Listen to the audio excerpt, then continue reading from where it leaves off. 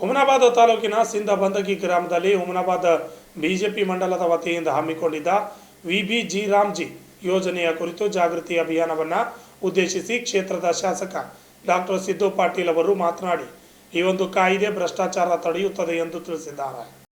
VBG Ramji ಬಿಲ್ನ ಉದ್ದೇಶ, ಮಹತ್ವ ಮತ್ತು ರಾಜ್ಯ ಮತ್ತು ಗ್ರಾಮೀಣ ಮಟ್ಟದಲ್ಲಿ ಅದರ ಪರಿಣಾಮಕಾರಿ ಅನುಷ್ಠಾನ ಕುರಿತು ವಿವರವಾಗಿ ಮಾತನಾಡಿದ್ದಾರೆ. ಈ ಬಿಲ್ನಡಿ ಕಾರ್ಮಿಕರ ದಿನಗಳನ್ನು 100 ರಿಂದ 125 ದಿನಗಳಿಗೆ ಹೆಚ್ಚಿಸಲಾಗಿದ್ದು, ತಂತ್ರಜ್ಞಾನ ಬಳಕೆಯ ಮೂಲಕ ಪಾರದರ್ಶಕತೆಗೆ ಹೆಚ್ಚಿಸಿ ಭ್ರಷ್ಟಾಚಾರವನ್ನು ಸಂಪೂರ್ಣವಾಗಿ ತಡೆಯುವ ವ್ಯವಸ್ಥೆಗಳನ್ನು ಅಳವಡಿಸಲಾಗಿದೆ ಎಂದರು. ಜೊತೆಗೆ ಕಾರ್ಮಿಕರಿಗೆ ಹೆಚ್ಚಿನ ಭದ್ರತೆ ಒದಗಿಸುವುದರ ಜೊತೆಗೆ ವೇತನವನ್ನು ಸಮಯಕ್ಕೆ ಸರಿಯಾಗಿ ಪಾವತಿಸುವ ಸೂತ್ರ ವ್ಯವಸ್ಥೆಯನ್ನು ಜಾರಿಗೆ ತರಲಾಗುತ್ತಿದೆ ಎಂದು ಸ್ಪಷ್ಟಪಡಿಸಿದರು.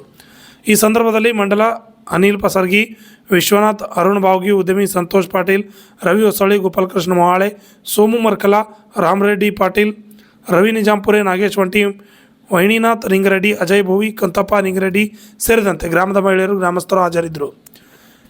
Vidyasagar, RJ32 Kannada news, Humnabad.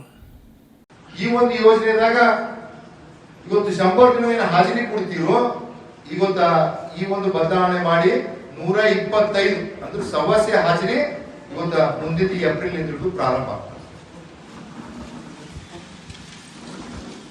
ಮತ್ತೇನು ಇವತ್ತ ಸರ್ಕಾರದಿಂದ ಏನ್ ನಮ್ಮ ರೈತರು ಬಿತ್ತಣಿಕೆ ಟೈಮ್ದಾಗ, ರಾಶಿ ಮಾಡೋ ಟೈಮ್ದಾಗ ಕೂಲಿ ಕಾರ್ಮಿಕರೇ ಸಿಗ್ತೀರಾ, ಎಲ್ಲರೂ ನರೇಗಾ ಆ ಕಡೆ ಹೋದ್ರು ಈ ಕಡೆ ಹೋದ್ರು ಅಂತ ಕೂಲಿ ಕಾರ್ಮಿಕರು ಸಿಗ್ತಿಲ್ಲ ಅಂತ ಸರ್ಕಾರನು ಕೂಡ ಇವತ್ತು ಇದ್ರ ಬಗ್ಗೆ ಪರಿಶೀಲನೆ ಮಾಡಿ ಏನ್ ಇವತ್ತು ರಾಶಿ ಸಮಯದಾಗಿರ್ಬೋದು